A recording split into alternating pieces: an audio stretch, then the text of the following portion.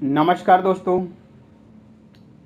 आज जो कहानी मैं आपको सुनाने जा रहा हूँ उस कहानी का शीर्षक है राजा और उसका वजीर। दोस्तों, एक सम्राट का वजीर मर गया। वजीर बड़ा था और उस राज्य का नियम था कि जब भी कोई बड़ा वजीर मरता था तो सारे राज्य में चुनाव करवाए जाते थे, परीक्षाएं ली जाती थी ताकि श्रेष्ठतम बुद्धिमान आदमी को खोजा जाए। परीक्षाएं हुई।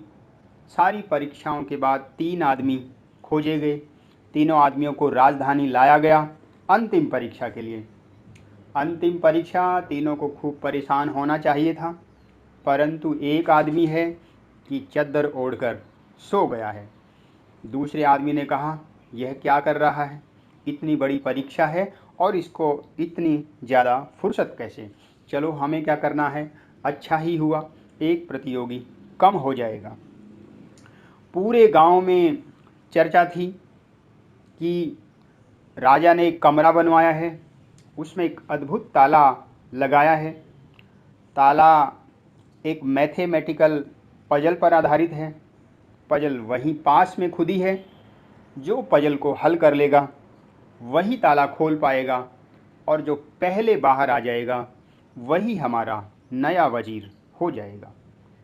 जब उन दोनों ने यह सुना, वे अपना होशो हवास खोकर भागे। वे उन सब के पास गए जो ताला खोलने में प्रवीण थे और उनके पास भी गए जो गणित की पहेलियां हल करने में प्रवीण हों, और अपने साथ कुछ किताबें भी लाए। रात भर पढ़ते रहे। लेकिन वह जो तीसरा आदमी था वह अद्भुत था। वह रात भर सोया रहा। उन्होंने भी सोचा, चलो अच्छा है, हम 2 ही प्रतियोगी हैं, दोनों में से एक को राजा का वजीर बनना है। पूरी रात तैयारी करते रहे। जब वे सुबह उठे तो दोनों थके मांदे थे। इन दोनों के पीछे तीसरा भी उठा, परंतु वह गीत गाता हुआ उठा। उठकर उसने स्नान किया। उन्हें तो आज स्नान करने की कहाँ फुर्सत थी। दोनों ने कहा, आज तो सब छोड़ो। वे दोनों चले। तीसरा भी गीत गाता हुआ उनके पीछे पीछे चला। दोनों ने सोचा कि ये पागल है, किस लिए हमारे पीछे आ रहा है, कुछ तैयारी तो इसने की ही नहीं। सुबह जाकर पता चला कि रात को जो अफवाह थी वह सच निकली। दरवाजे के भीतर से सम्राट ने कहा, यह है पहेली का ताला, इसे खोलकर जो बाहर आ जाए, क्योंकि ताले की कोई चाबी नहीं है, यह पहेली है, बस यही चाबी है। जो बाहर आ जाएगा वह जीत जाएगा। राजा बाहर आ गया और तीनों दरवाजे के अंदर चले गए।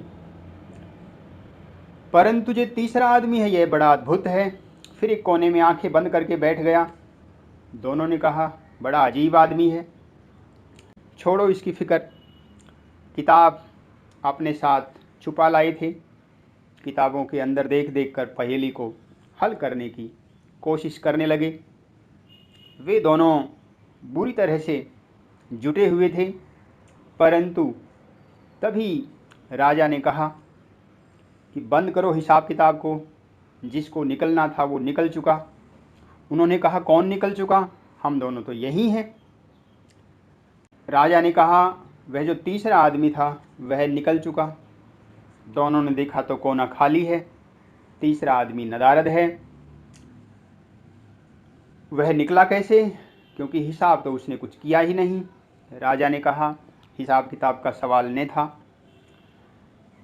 पहेली कुछ थी ही नहीं, सिर्फ दरवाजे पर ताला अटका था।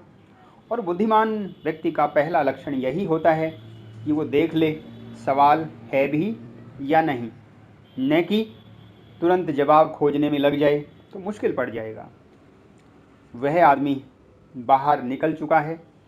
राजा ने उससे पूछा, तुझे क्या हुआ, हमारे तो बाप दादाओं ने भी कभी ताले नहीं खोले, क्योंकि वे ताला खोलना जानते होते तो शायद वो भी वजीर हो जाते।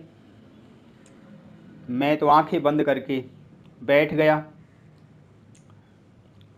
तब मुझे ख्याल आया कि कहीं देख तो लिया जाए कि कहीं ताला लगा भी है कि नहीं।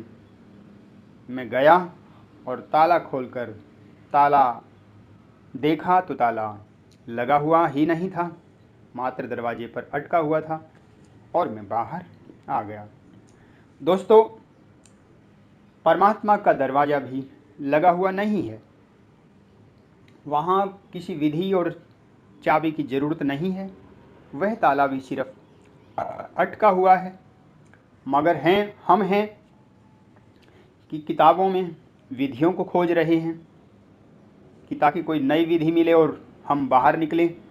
उधर परमात्मा हमारी प्रतीक्षा कर रहा है कि आओ भी, छोड़ो किताबों को, बिना विधि के ही चलेगा।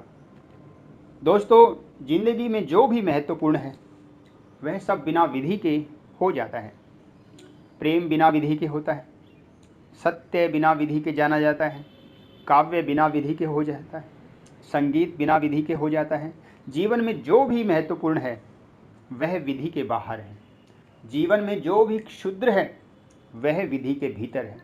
इसलिए विधि से पाना है तो क्षुद्र को पा सकते हो, और विधि से बाहर कूदने की क्षमता है तो विराट आपको मिल सकता है।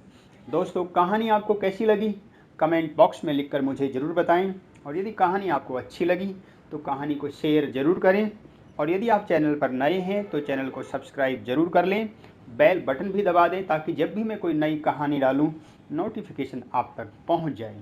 दोस्तों, फिर आपसे मिलना होगा एक नई कहानी के साथ। तब तक के लिए नमस्कार। जय हिंद, जय भारत।